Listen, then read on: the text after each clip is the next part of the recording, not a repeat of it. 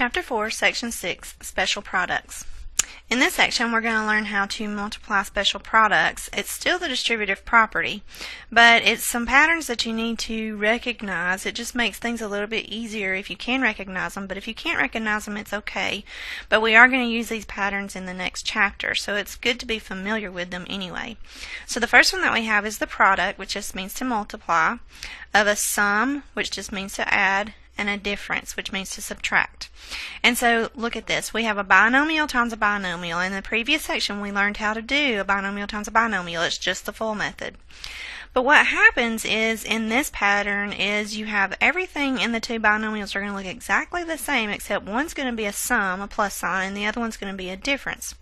And so this time what happens is when you full a sum and difference out, and you know how you can add those two middle terms together?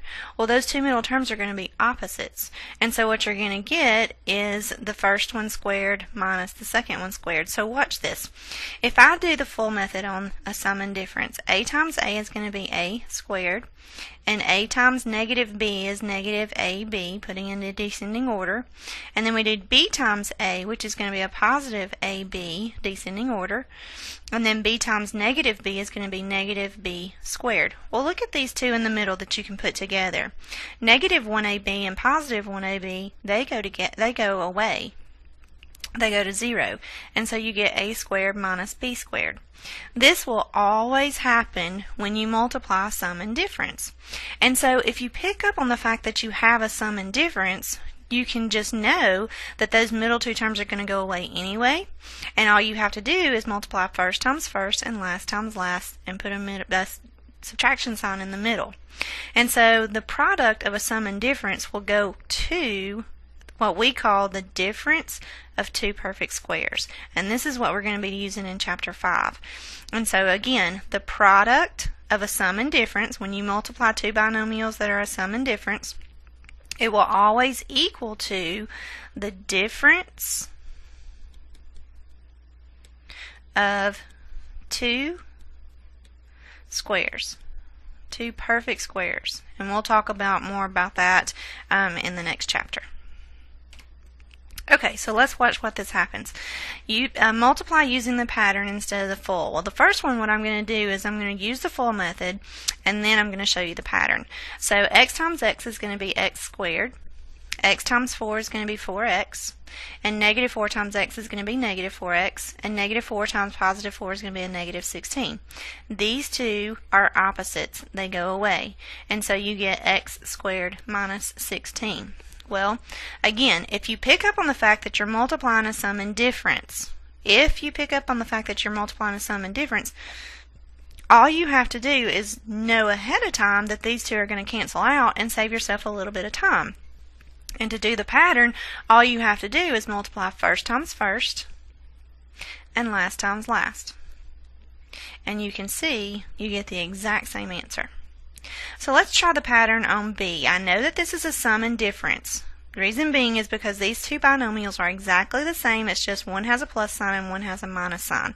And I realize that this is a difference in a sum, but with multiplication it's commutative and you can write it backwards if you need to. So since this is a sum and difference, I'm going to multiply first times first. 6 times 6 is 36.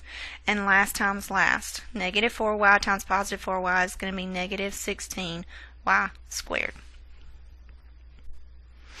Okay, letter C. Again, this is a sum and difference. See if you can pick out the pattern.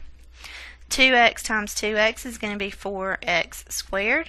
And 3 times negative 3 is going to be negative 9. Now please understand that the only time that you can do this, take this shortcut, use this pattern, is if you have a sum and difference. If you don't have a sum and difference, you have to do the whole entire full method. Please keep that in mind. Alright, letter D. We have a sum and difference, so 2x to the third times 2x to the third is going to be 4x to the sixth, and then negative 1 times positive 1 is going to be negative 1. Okay, the other pattern that we're going to talk about is the square of a binomial, and this is the one that everybody gets messed up. I even have calculus students that still mess this up. I gave a test in Math 100 on this the other day, and they messed this up, so please don't mess this up. When you have a binomial square, what you're going to do is you're going to expand it. A times B times A times, or A plus B times A plus B. And that's what that means, because you know if you have anything squared, that means x times x. This time you just have a binomial squared, so that means binomial times binomial. Now, when you apply the full method, watch what happens. You get A times A, which is A squared, A times B, which is AB, B times A, which is AB again, and B times B, which is B squared. In the previous pattern, the sum and difference pattern, these two middle were opposites and they went away to 0. But now look, they're not opposites, they're exactly the same. So what happens is they double. So AB plus AB is going to be 2AB plus B squared. And so no matter if you have an A plus B quantity squared or an A minus B quantity squared, you're still going to expand it and full it. So why is this a pattern? Well, we call this square, double, square. So when you have a square of a binomial square, what you can do is you can take the first term, and this is the pattern. You don't have to do the pattern if you don't want to. You can full it out like we did in the previous chapter. But the pattern says to take the first one and square it, match the same sign, multiply the two together and double it, always plus, and then square the last. And that's the pattern. It's just square, double, square. Okay, so for the first one, the directions say multiply using the pattern instead of the full method. Again, I'm going to show you the full method, but then I'm going to use the pattern later on. So, we're going to expand this and full it and see what happens. So when we expand this and full it, we're going to get x times x is going to be x squared, x times 3 is going to be 3x, and 3 times x is going to be 3x, and 3 times 3 is going to be 9. And when I put those two middle together, you're going to get x squared plus 6x plus 9. So you can expand this and full this, and if you don't want to use the pattern, then that's what you're going to have to do, and that's fine. But let's watch the pattern at work. Remember, it's square, double, square, square, double, square. So we're going to take this first term and we're going to square it. So x squared. Match the sign, and then we're going to take these two and multiply them together and get 3x and double it. 3x and 3x is going to be 6x. Always plus, and take this last term and square it. And you can see you get the same answer without going through the whole entire full method. But again, if you don't want to remember the pattern, just do the full method. Okay, so letter B, square, double, square. We're going to have x squared.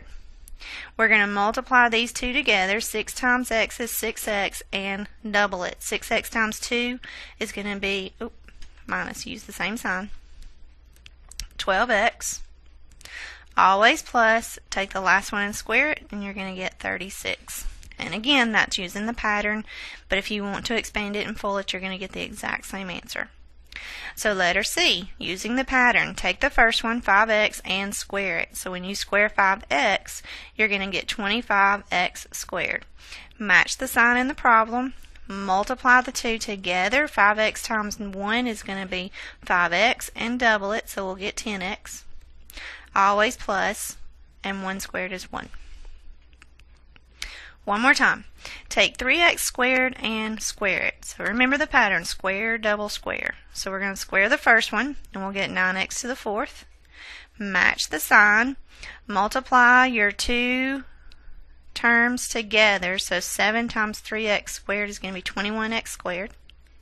Always plus. Take that last term and square it, so 7 squared is going to be 49. And again, that's the pattern. Square, double, square is the pattern, but if you don't want to use the pattern, expand it and full it out. That's fine. Alright, so here are some practice problems for you to work on. Again, you can either use the full method or you can use the patterns. The answers are on the next slide.